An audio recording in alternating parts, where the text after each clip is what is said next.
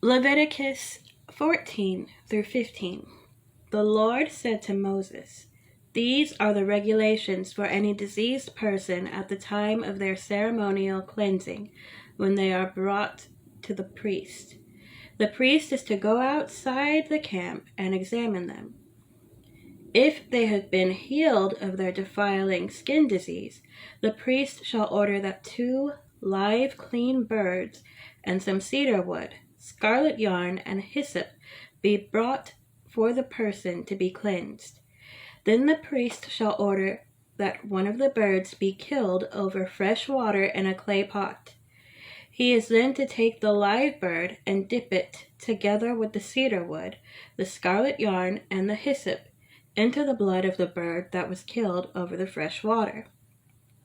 7 times he shall sprinkle the one to be cleansed of the defiling disease, and then pronounce them clean. After that, he is to release the live bird into the open fields.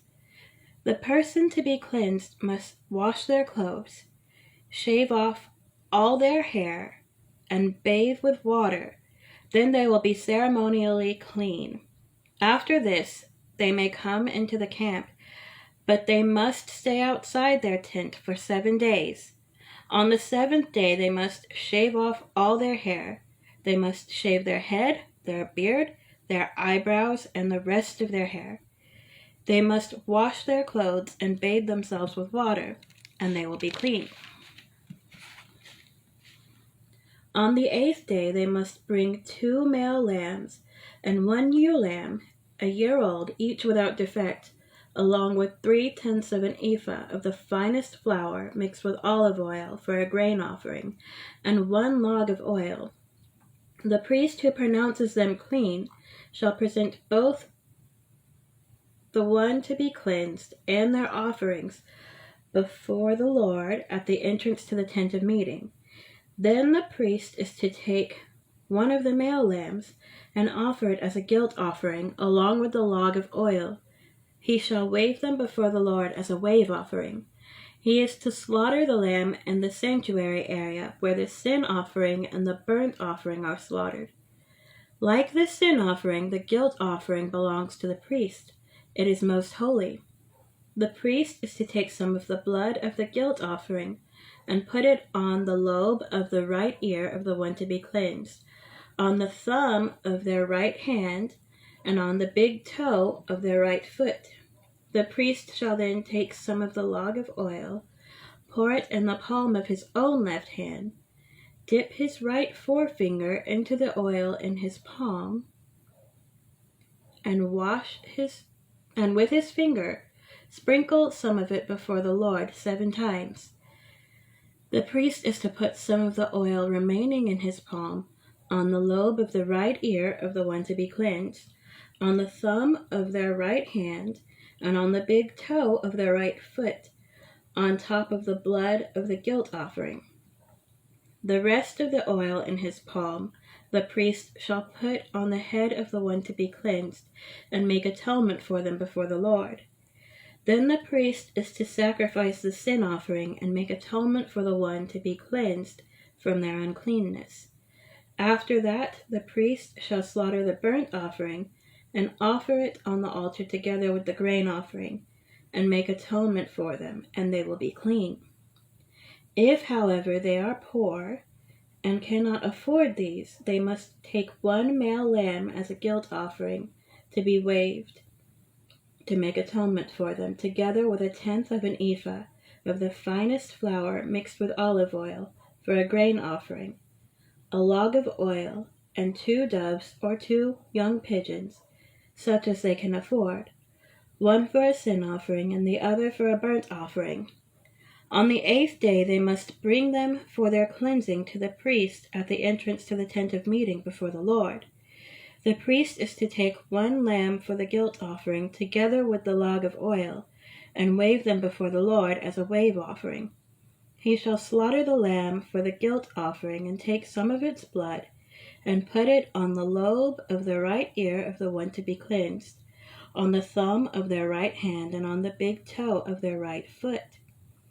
The priest is to pour some of the oil into the palm of his own left hand, and with his right forefinger sprinkle some of the oil from his palm 7 times before the Lord.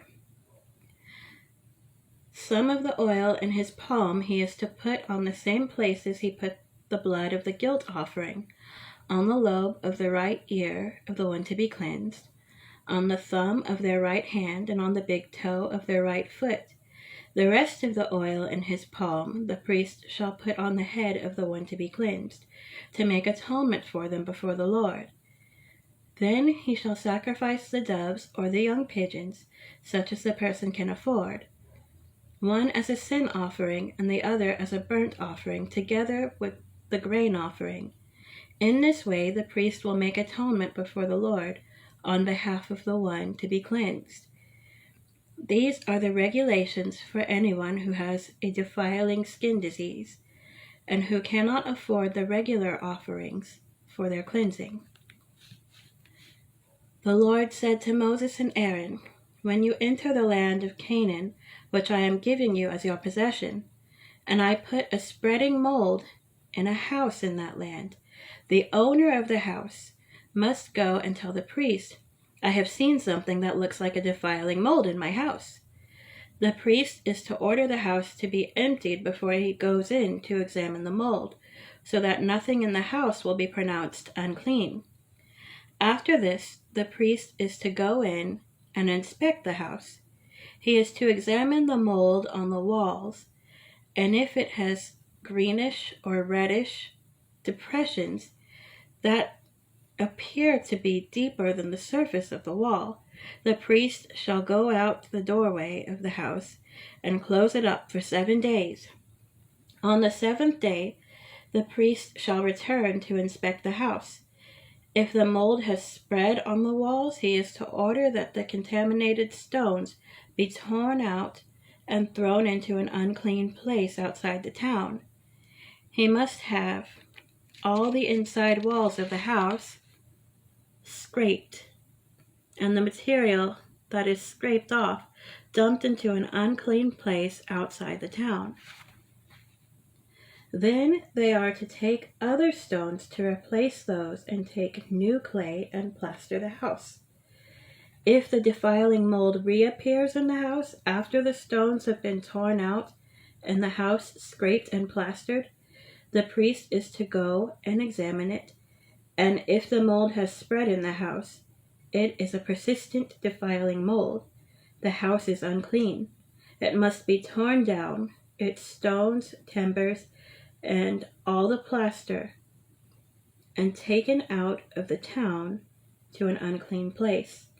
Anyone who goes into the house while it is closed up will be unclean till evening. Anyone who sleeps or eats in the house must wash their clothes. But if the priest comes to examine it, and the mold has not spread after the house has been plastered, he shall pronounce the house clean, because the defiling mold is gone. To purify the house, he is to take 2 birds and some cedar wood, scarlet yarn, and hyssop.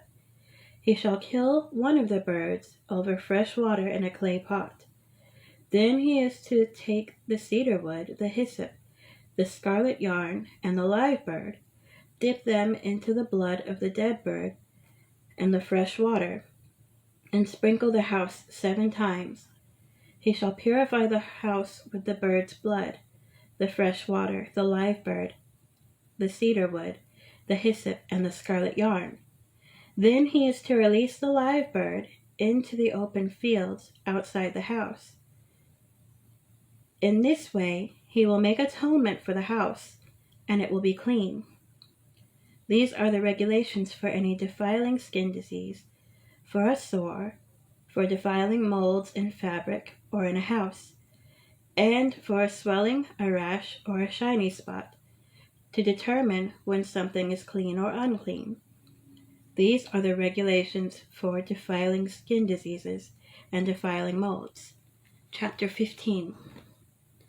The Lord said to Moses and Aaron, "Speak to the Israelites and say to them, when any man has an unusual bodily discharge, such a discharge is unclean, whether it continues flowing from his body or is blocked, it will make him unclean. This is how his discharge will bring about uncleanness. Any bed the man with a discharge lies on will be unclean, and anything he sits on will be unclean. Anyone who touches his bed must wash their clothes and bathe with water, and they will be unclean till evening. Whoever sits on anything the man with a discharge sat on must wash their clothes and bathe with water, and they will be unclean till evening. Whoever touches the man who has a discharge must wash their clothes and bathe with water, and they will be unclean till evening. If the man with the discharge spits on anyone who is clean, they must wash their clothes and bathe with water, and they will be unclean till evening. Everything the man sits on when riding will be unclean, and whoever touches any of the things that were under him will be unclean till evening.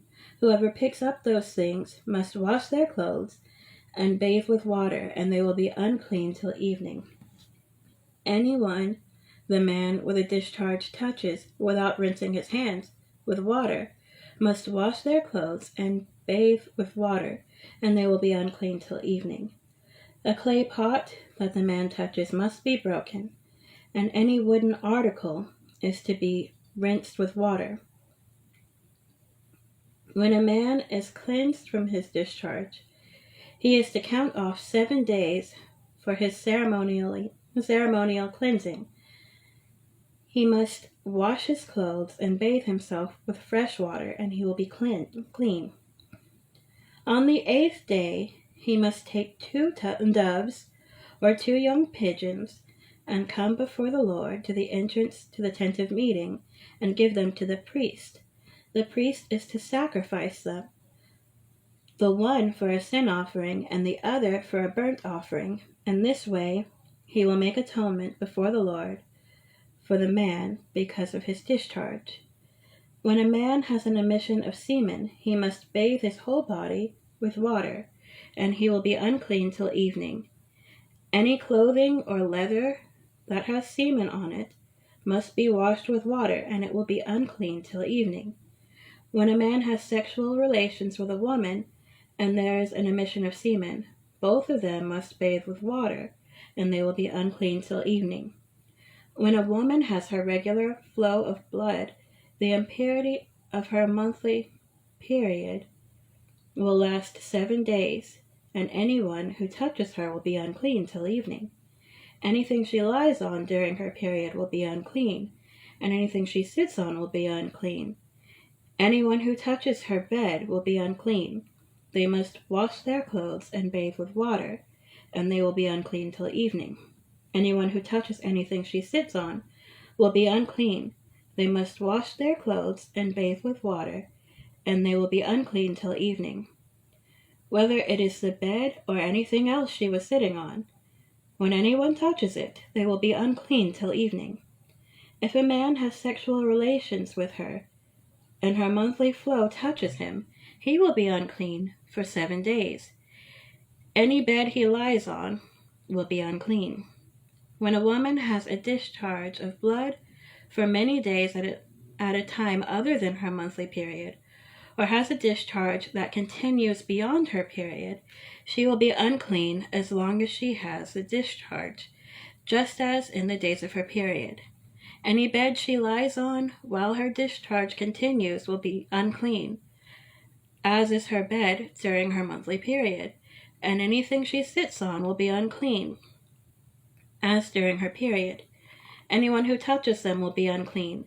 They must wash their clothes and bathe with water, and they will be unclean till evening. When she is cleansed from her discharge, she must count off 7 days, and after that she will be ceremonially clean. On the 8th day she must take 2 doves or 2 young pigeons and bring them to the priest at the entrance to the tent of meeting. The priest is to sacrifice one for a sin offering and the other for a burnt offering. In this way he will make atonement for her before the Lord for the uncleanness of her discharge. You must keep the Israelites separate from things that make them unclean, so they will not die in their uncleanness, for defiling my dwelling place, which is among them. These are the regulations for a man with a discharge, for anyone made unclean by an emission of semen, for a woman in her monthly period, for a man or a woman with a discharge, and for a man who has sexual relations with a woman who is ceremonially unclean.